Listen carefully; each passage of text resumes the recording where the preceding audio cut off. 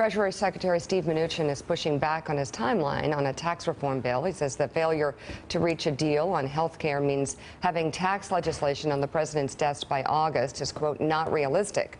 August was his original goal. Mnuchin now says the end of the year is his expectation. And the New York Times is reporting that fixing the tax code faces long odds in Congress, in part because of the president's continued refusal to release his own taxes. The paper says that Democrats have pledged not to cooperate in rewriting tax laws until they know how those revisions might financially benefit the president personally. Here's White House Press Secretary Sean Spicer explaining why the president is keeping his financials under wraps. The president is under audit. It's a routine one. It continues. And I think that the American public know clearly where he stands. This was something that he made very clear during the election cycle. Excuse me. And hold on. And so the one time that it was done, I think the people understand, how successful the president's been and how much he's paid in taxes. So, but it's the same. We're under the same audit that existed, and so nothing has changed. You always talk about, well, under audit, the president says under audit.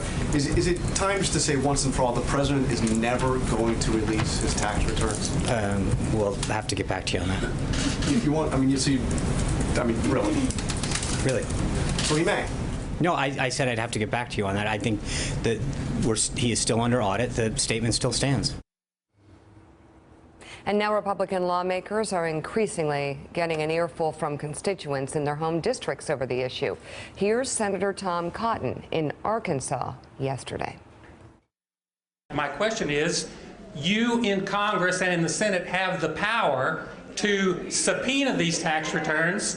The president said during the campaign that he would not release the tax returns while he was under audit. Now he says the election has happened and he doesn't need to release his tax returns. I'm wondering if you'll take the initiative to have him release those returns so that we can see what kinds of connections he has with different countries around the world and what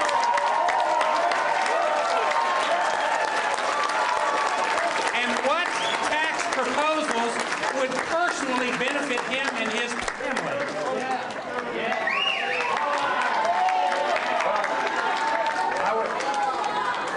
As far as I'm aware, the president says he's still under audit, and he said he's going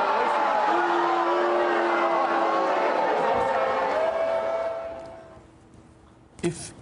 If you're under audit for a specific year, say you're under audit for your taxes filed in 2009, 2010, right, and you're filing your taxes today for the last calendar year, the audit does not follow you through the years. I think, I'm pretty sure, I'm fairly certain the audit does not follow you through it's an exhausting charade. So you can see it on the faces of Tom Cotton and Sean Spicer yesterday. They don't have an answer to the question. They don't have an answer. More than a year ago, the IRS came out and said, we can't say anything about Donald Trump's taxes, but nothing prevents an individual from releasing his own taxes. Especially, this was during the campaign when he's running for president of the United States. We want to know who he is, what his business interests are. Nobody buys this argument, especially the people of America, like the man in Little Rock yesterday talking to Senator Cotton. So we're going to be talking throughout the morning about the special election in Georgia. And we're going to see what happens in Georgia. It's a Republican district. The Republicans should win, but it's going to be close. We think it's going to be close.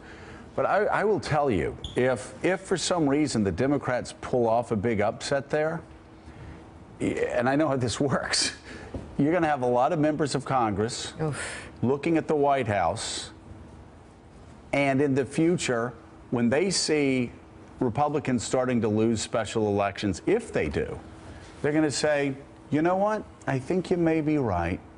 I think maybe he should release his tax. I'm sorry, I don't care if my mother were president of the United States.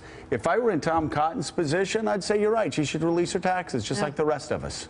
And you've had some people like Joni Ernst, senator from Iowa, who's a big supporter of the president, say he should. Increasing numbers have.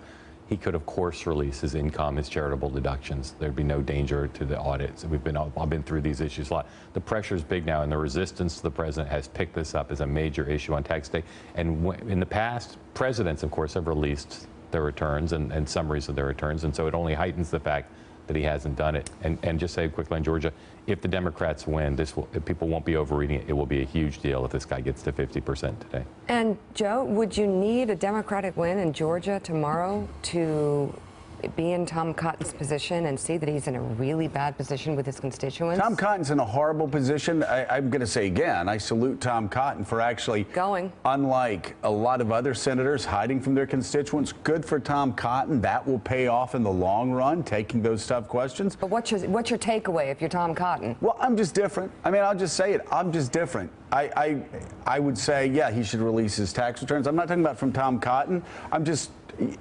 But Republicans, I understand, right now, they don't want to cause a break between themselves and their president this early in the term. But I don't put it on Tom Cotton so much as I do on Donald Trump, putting all of these Republicans in a terrible position where if they say something that seems pretty obvious, they're being disloyal to their president. 80 days in. How would you like to be Steve Mnuchin and Gary Cohn trying to figure out how to navigate a tax reform package? Well, it looks like it's not going to happen for a while. And what about Donald Trump telling the Wall Street Journal, still one of the more surprising things, we've got to get health care done right. Yeah. It's like Napoleon saying, you know what, I got to go back to Waterloo. The first time there was just, Or the emperor saying, I have clothes on. I didn't get the feel of the town, the smells, the sights, the sting of gunpowder enough the first time I collapsed at Waterloo. I'm going back again. All right, still ahead on Morning Joe. That? President Trump reportedly congratulates... No, you don't do that. Turkey's leader. You don't. He's not actually. For a referendum. He's not Turkey's leader. That is actually seen as a power grab. Turkey's tyrant.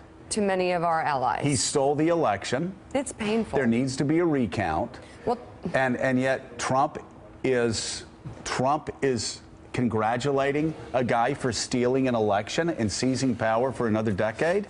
So, oh, wow. Okay, we'll talk about that with the former U.S. ambassador to NATO, Doug Lute. Plus, the Wall Street Journal's Carol Lee here on set, and Atlanta Mayor Kasim Reed on today's special election just north of his city. And that's where we find NBC's Casey Hunt, her reporting straight ahead. And my friends, as we go to break, a split-screen look at how the president spent his day yesterday and how the vice president spent his. Thanks for checking out MSNBC on YouTube, and make sure you subscribe to stay up to date on the day's biggest stories. And you can click on any of the videos around us to watch more from Morning Joe and MSNBC. Thanks so much for watching.